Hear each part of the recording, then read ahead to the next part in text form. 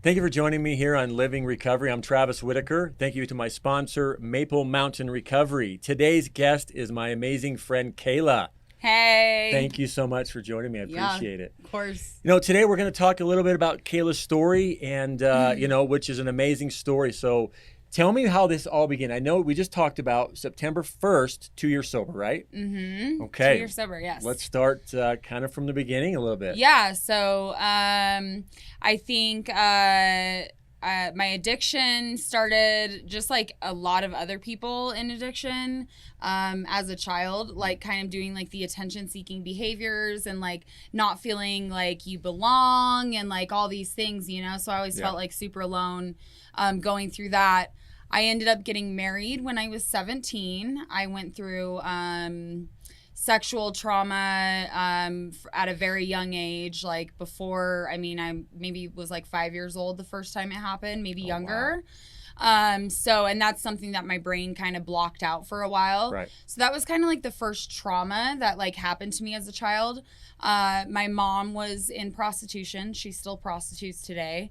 So I grew up witnessing my mom getting arrested, having all of that trauma and that scariness. Yeah. We used to live in our car, like just, you know how it is when you're trying to take care of your own kids and your own addiction. It's just like that, with my mother. So I end up moving with my mom's too sick to take care of us. So I end up moving with my father. It's what I would call a dysfunctional family. Mm-hmm. We just had a really dysfunctional family and the attention wasn't paid and things like that. And so I decided that it's like a really good idea to get married when I'm 17 to a very abusive person. And were you in your addiction at 17? So I was on pills. Okay. Prescription pills. Mm-hmm. So I didn't know what addiction was. Yeah. I didn't know what withdrawals were. I didn't know what narcotics were. All I knew was that I didn't feel good and the pills made me feel better. What pills were you on? So the first pills that the doctors prescribed for me were barbiturates and Vicodin. Gotcha. So I got married, so pretty much through all high school, I was on Vicodin. Mm-hmm. So it kind of makes sense as to why I was like so high functioning. You know what I mean? Because I was getting the relief or whatever, but I didn't understand at all that it was bad or good. I was just taking what I was supposed to be taking. And you said they were prescribed. Yep, they were prescribed. prescribed. So when you went to the doctor, what was the issue that you were hurting with that the doctor prescribed it? So I had ulcers, really bad, Mm-hmm. and probably due to just like the family trauma and like moving around and not having stability and like all of that stuff. So from that, and then from migraines. So, so I got married when I was 17. He was in the military. He got very abusive. I moved to California, so I lived in Washington at the time. Okay. I moved to California. He was in the Marine Corps. He gets out of the Marine Corps, and I go to a doctor that begins to prescribe me methadone. And I didn't know what methadone was when I started taking it because I guess I trusted doctors. Yeah. I didn't know that they were going to give me something that was going to harm me. So I thought if they tell me to take it, it's going to make me feel better. So he started me off on like Vicodin and methadone, and then he added Dilaudid, and then I was getting shots of morphine in my arm every day. And you're 17? This time? So at this time, I'm about 20. Okay. So this is where all the kind of pill usage comes in. Right. And so by this time, I'm still in the abusive relationship. I have my daughter at the time. She's a toddler. I'm working full time. So I start kind of like passing out as I'm driving home from work. I was waitressing at the time. And I didn't realize, I didn't know what was going on, so I started Googling stuff. Right. And that's when I found out that I was on a synthetic heroin. So I went to the doctor and I said, I don't want to be on heroin. My dad passed away from using a dirty heroin needle and getting hepatitis C. And I watched him die from that. Right. So I was like, I don't want to be on this drug anymore. And basically I got shaming from the doctor, like, you don't want to feel better, you don't want to... so I decided to go cold turkey off of everything, and I didn't know what withdrawals were. So you did quickly. Yes. Yeah. So I did it. So So that actually set me up to be able to, because I would call myself a relapse queen. Since I started, since I came into recovery in 2014 is when I found AA. I say recovery instead of like sobriety, because I was going to my treatment. I had court ordered treatment. Of course, like all of these like criminal things started happening because of my domestic violence. So I'm hiding from my husband. And I'm using a lot of pills and things like that. Like, so even though I went through the withdrawals, I took other pills, just not methadone. Anything but methadone was fine. And so I was still taking a lot of pills at the time. And then from there, what was the question you asked me? Sorry, I told you I'm going to squirrel. No, you're good. Just talking about recovery. So let me ask you this. So you're 17 when you get married. How much older was your husband than you? He was 3 years older. So he was 20, military. You get married. Now, when you got married and going to a different doctor, did it play a factor you have an insurance through the military? Is that kind of what led you to the doctor? He was a cash pay doctor. Oh, he was cash pay. And he was also, it came out later that he was actually getting kickbacks from pharmaceutical companies to give prescriptions. Right. So I would pay him cash. He would write me basically whatever I wanted, and then that was that. So I went, I kind of remember where I was at. There's just so much in addiction, you know? Right. And so, there's so much. And then you're like, was I high that time, or was it that time that I relapsed? Or was it like that time? And then you tell something, then it's like, well, wait, I forgot about this. Yeah. And you're like, oh yeah, but then I relapsed that time too. So anyways, what I was saying was that those withdrawals actually were a blessing to me, because any other time I needed to get sober, I knew I could do it by myself. Right. You know? And so treatment to me was foreign. I didn't know anything about treatment. So I went through this domestic violence relationship, which left me, I mean, he gaslighted me. He hit me in the face with a bar. My teeth went through my chin. Wow. He drove drunk with me. He threatened my life. He tried to strangle me. I had to have the basically police come in and remove him from my home. So on that night that they took him, I went to the store and got alcohol. And I had never drank before. Like in high school, I didn't really feel like, I don't know, I just didn't like the way it felt. I like my mind. I think I'm smart. I think I'm cool. I think I'm funny, you know. And how long have you been married during this time? Is this when you were 20 So I had been married, oh God, I don't even know how long, because I divorced him at 10 years. It's a long time. Yeah. To be with him. Yeah, I stayed. Well, and a lot of that was out of shame, because I emancipated myself, and my family said, no, we don't want you to get married. But I wanted to do it anyway, and mostly because I wanted to be out of the toxic family system that I was already in. So then I went to another, toxic family.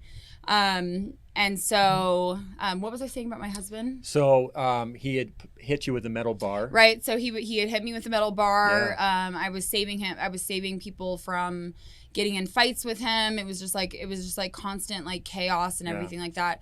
So when the police came and took him away, I decided to go to the gas station and I got liquor.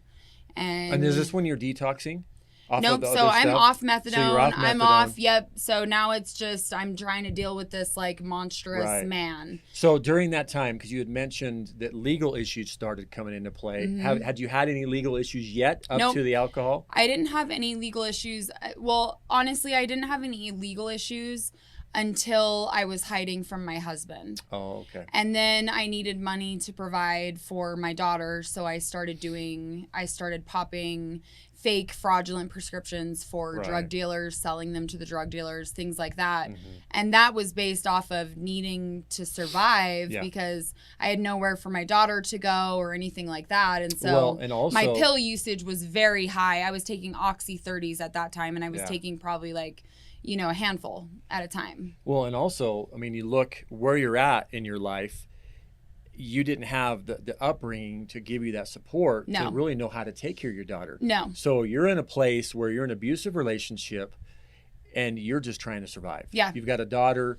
Yep. You don't know what to do. I have no idea. And I'm just like this, like good-hearted, like just trying to find my way. Like, and not really understanding, not having guidance, having a lot of shame in my family. My family is shame based.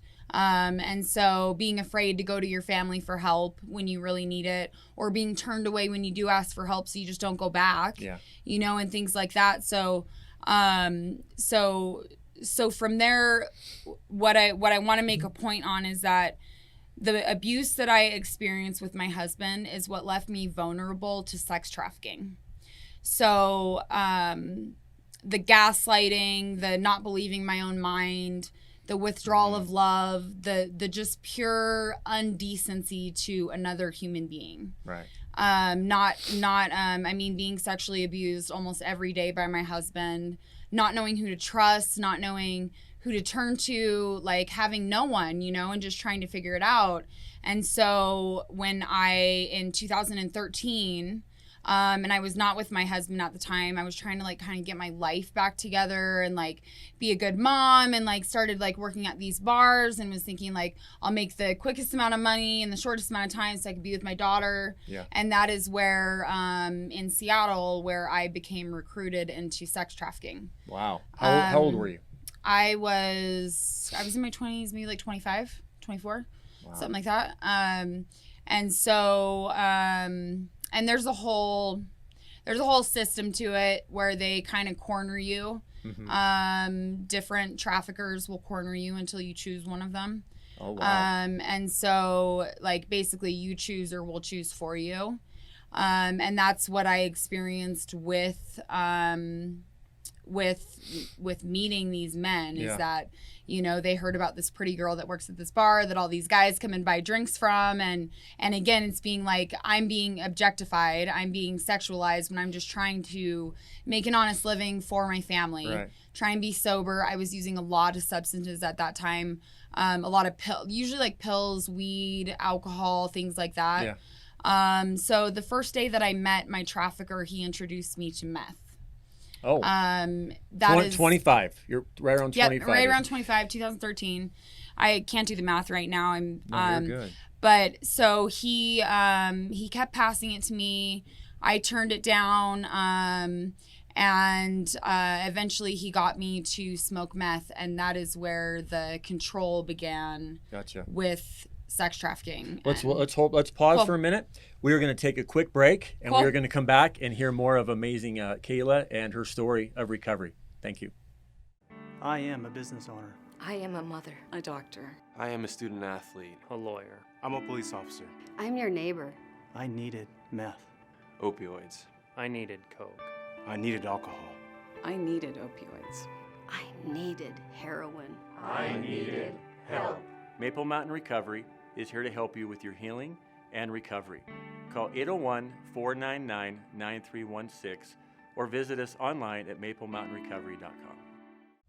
All right, welcome back to Living Recovery. I'm Travis Whitaker, and thank you again to our sponsor, Maple Mountain Recovery. Our amazing guest, Kayla, thank you again for joining. I appreciate it. You're welcome. So we left off. What I want to know, we talk about your husband. You're with him 10 years. The abuse he has and what he's done. Have you dated anybody prior to him, or was he really the only relationship that you were aware of at that time? It's interesting that you ask that, because he was my first relationship.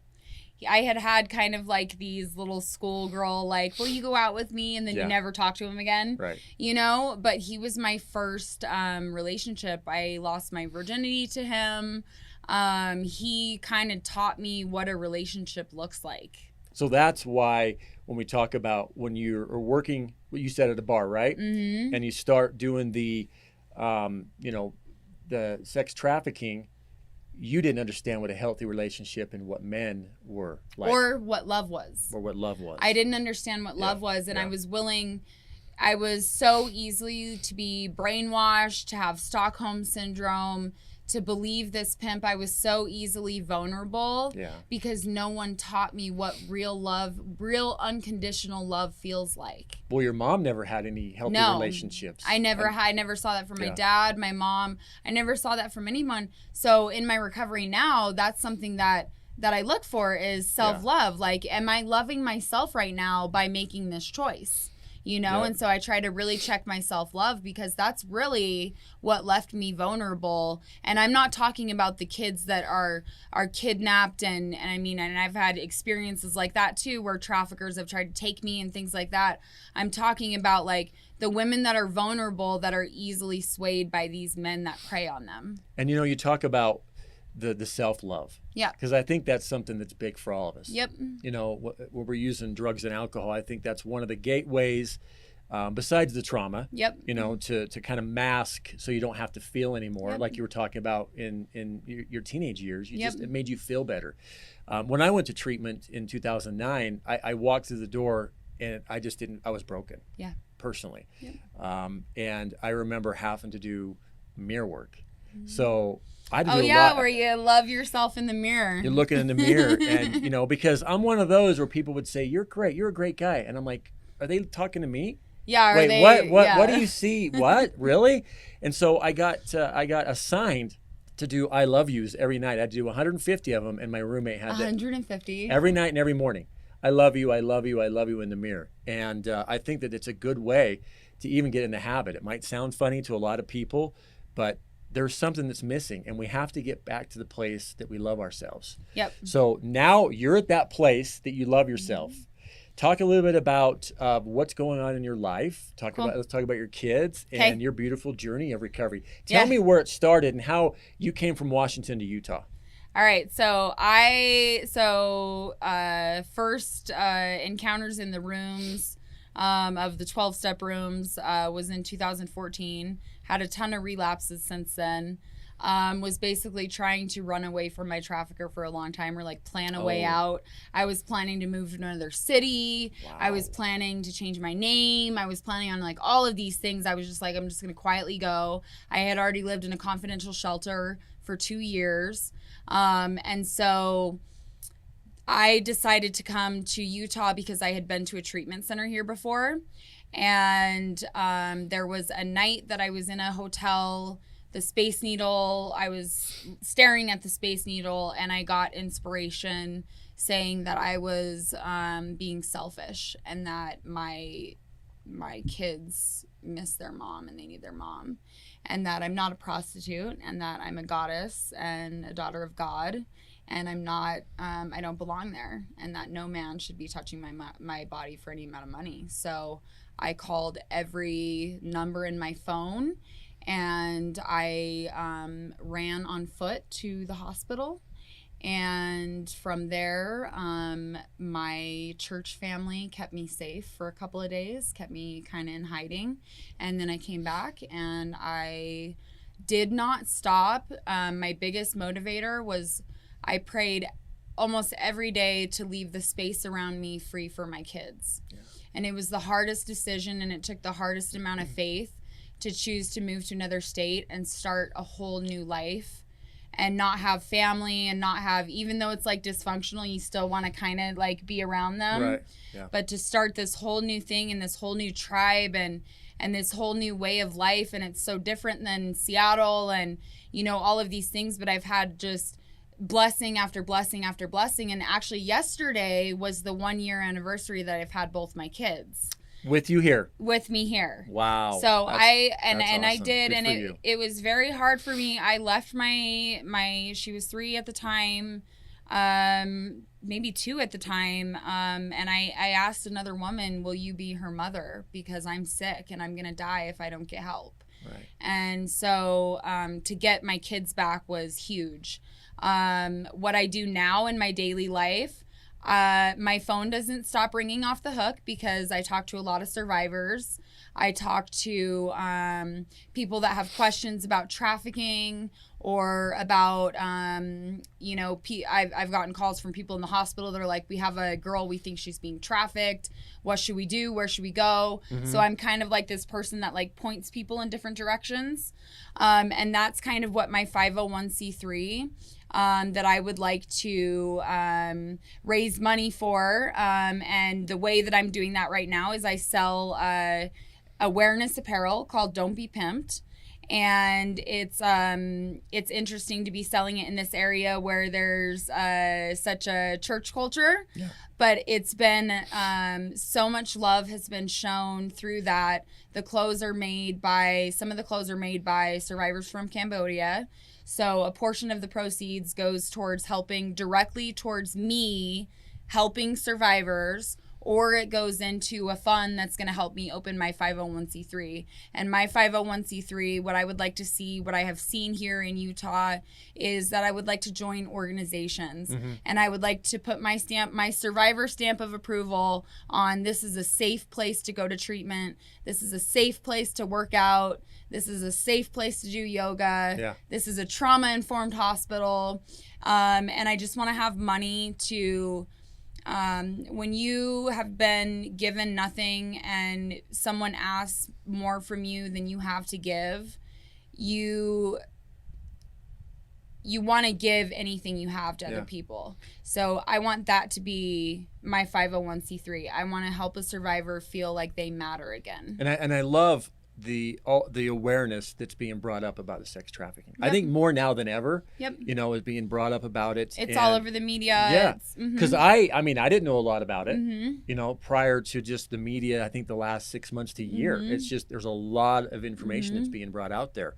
What's something that you would like to send out there, a message to women that are struggling right now, that have either lost their children, they're, out either prostituting for money, for drugs? I mean, how can we help them reach out? Where do I look? Right there.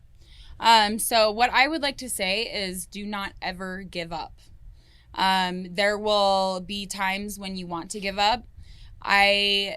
People always think that once you've survived, that's it. But the healing part is the excruciating part. And the healing part is the part that I'm going through right now personally. And what I would say to anyone else is, do not give up, because through that, you will find healing.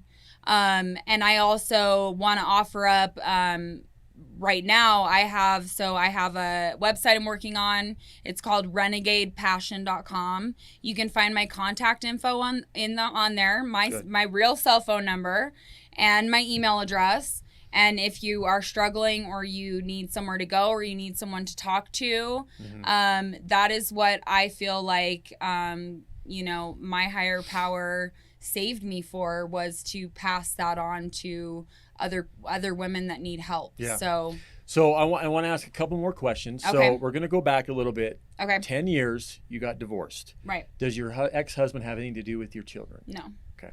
He has the ability to have supervised visits with them, Okay. but he chooses not to participate at all. My 4-year-old is actually the child of my trafficker. Okay. So that's complicated, and that'll bring up some stuff, but she's a beautiful child. I'm expecting one, and I have a really amazing man now that has been teaching me what unconditional love looks like. And you deserve it, because you are a queen. I do deserve it. I am a queen. I am a queen, Travis. You are. And I have 2 daughters and my wife, and we've known each other for a little bit, and there's nothing, I would never want them to go through that, but I want them to always know they can reach out for me if something ever happens. I think that's the key, is don't ever feel ashamed enough. Reach out. And there are a lot of people out there, whether it's blood related or not, that will reach out and that will help you. And can I say one more thing on that too? I think the hardest part, like the sex trafficking part and healing through that, is that I get blamed a lot for like my addiction and for leaving my kids.